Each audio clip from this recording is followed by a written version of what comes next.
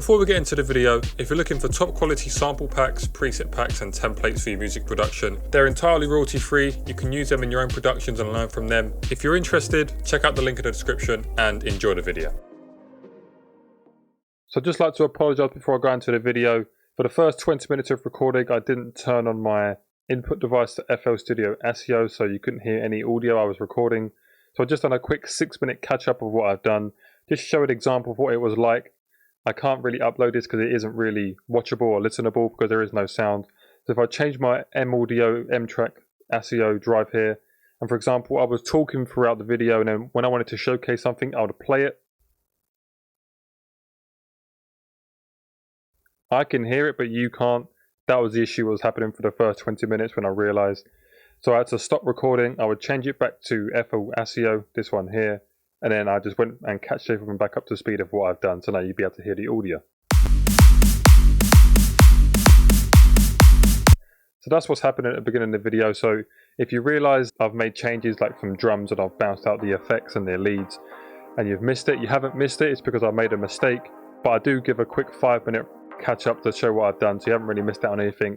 I do apologize, but enjoy the little catch up. So after being an idiot, after about 20 minutes of recording, as usual, it happens every now and then.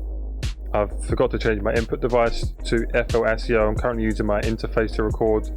To everything I just recorded, you won't be able to hear any sound whatsoever. So if I've uploaded it, I would just sound like an idiot because every time I would play something, you wouldn't be able to hear it. Luckily, we didn't do too much.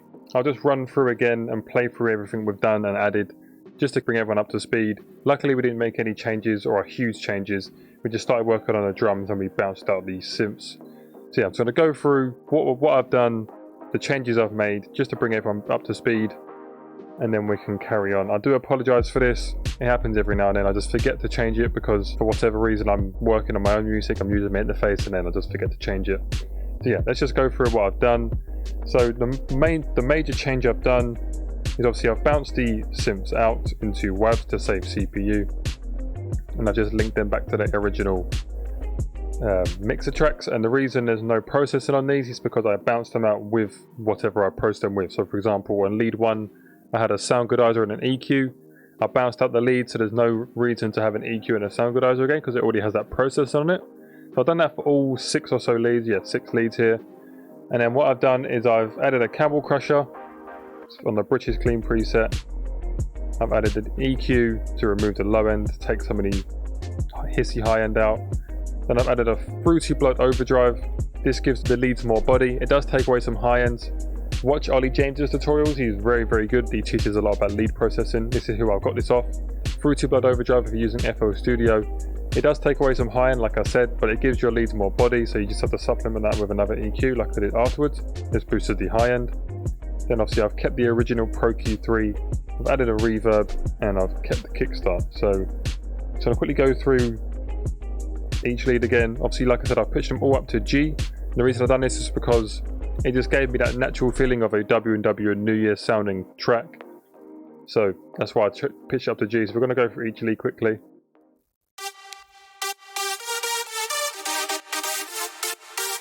So you can hear if I turn off the Fruity Blood overdrive, you'll hear a lot of high frequencies come back, but it loses that body that the overdrive gave.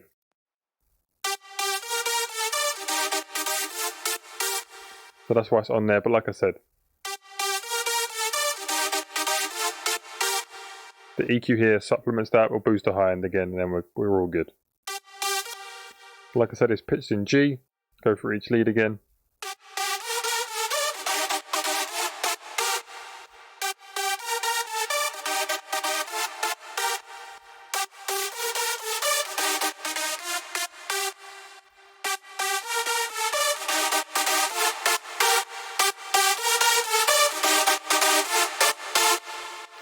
Of course, I'm going to be adding a fruity reverb to reverb carry, just to clean up the reverb, but that's going to be done afterwards.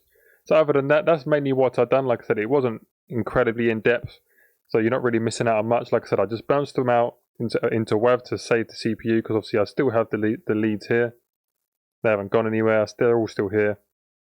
I just bounced them out into WAV to save CPU, and I've just done some small extra processing with some Camel Crusher, some Blood Overdrive and some Reverb. They're the only 3 things I added. no more, no less. So you're really not missing out on much. Like I said, I do apologise. And then the only other things I added was these drums here. So we've got some simple claps and rides.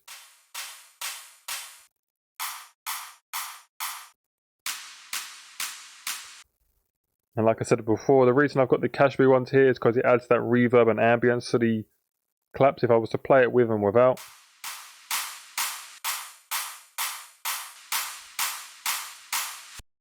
Very nice. It also has this sweep effect here, as you can hear in the clap if I solo it. Right there, you can hear it. Adds a nice effect. And then, again, like I said before, I'm not really using any huge snares because the WW tracks I'm basing them off, they really use just like offbeat snares and more percussion and claps and zip effects and some sort of, yeah, just more different than the big snares you usually hear in big rooms. So the ones I got here is, this is from the revealed recordings. The claps. A weird zippy snare. This is from revealed recordings as well. And then that repeats that. And obviously the drums, they've got this offbeat snare.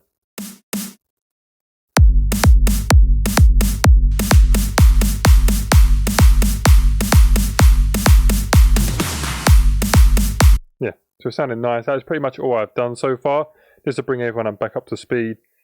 And then we can carry on from where we left off. Like I said, I do apologise. Luckily it wasn't a whole tutorial, like a 40-minute tutorial. It's only a few things, bouncing on the leads, etc. So now we're back up to speed, we can carry on moving on. So for now, we're going to leave the drums here. And the last thing we're going to add for this episode are some drop stabs. I recently downloaded the Blasterjack Splice Pack. I downloaded the entire pack. Actually a very good pack. It has some very nice drop stabs in there. If we go down to B, Blasterjack Sound Bank 1 or Sound Pack 1, tonal, got 2 stabs. Oh, that's under that one.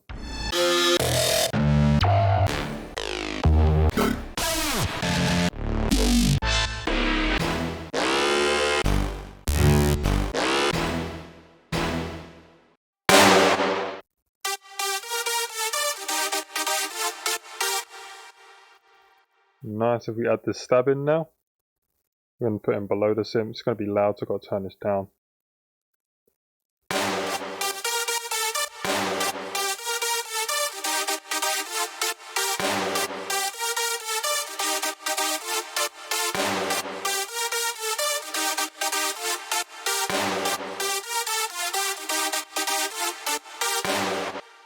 Nice. So if we add the same blue, and we're going to add these in. We're going to bring these drum things to the right a bit more, give some more space. There we go, and we can add the drop stab in. And a very small sidechain.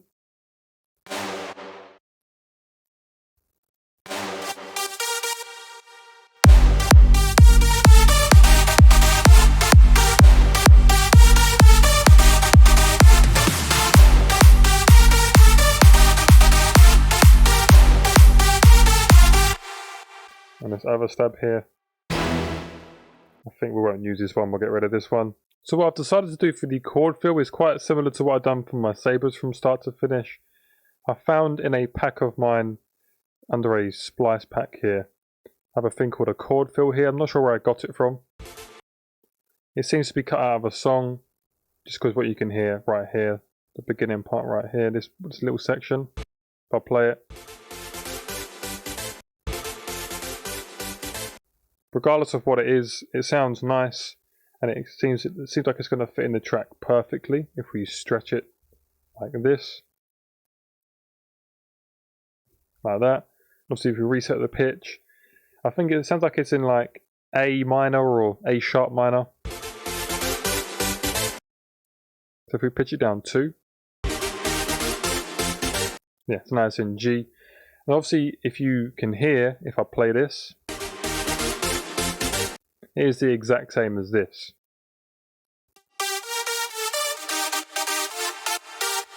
So I think it could be cool if we use this as a pre-chord fill here. See what it sounds like.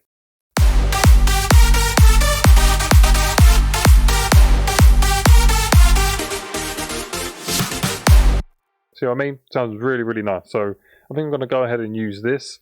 I'm going to layer it up with a Nexus 3 as well. So we're just going to copy out the chords here. And then we're going to call this chord fill 2. And we're just going to copy the exact same notes we hear in this audio file here, but just layer it with a Nexus 3, just to give it a bit more power.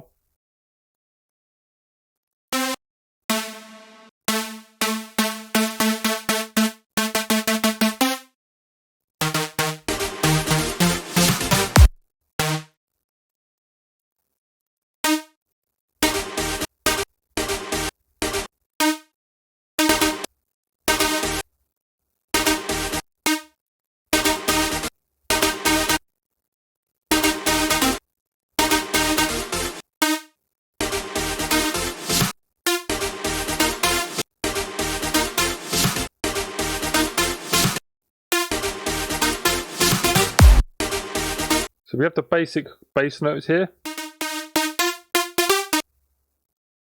And let's think we have to add another little note here. Listen again.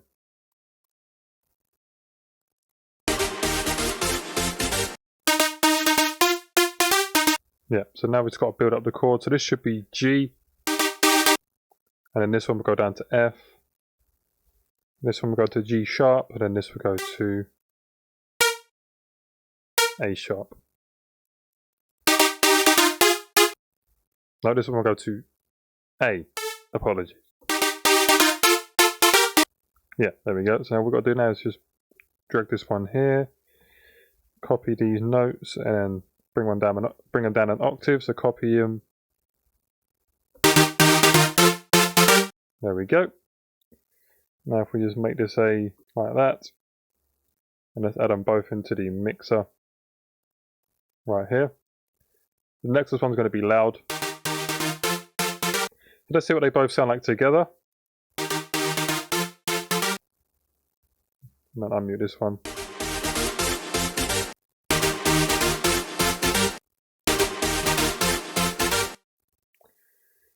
This one's got a bit of sub in it, or some sort of bass.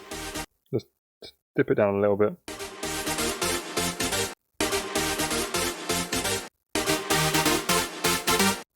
What I'm thinking of doing with this one here is making it a bit more wide, so if we just add a stereo shaper.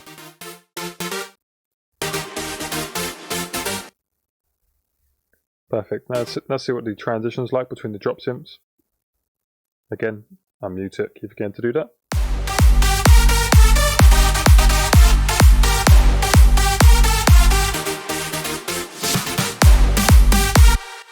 Really nice. The only thing we need to do now, you just get the volumes right. It seems like this snare's a little too quiet behind the drop synths.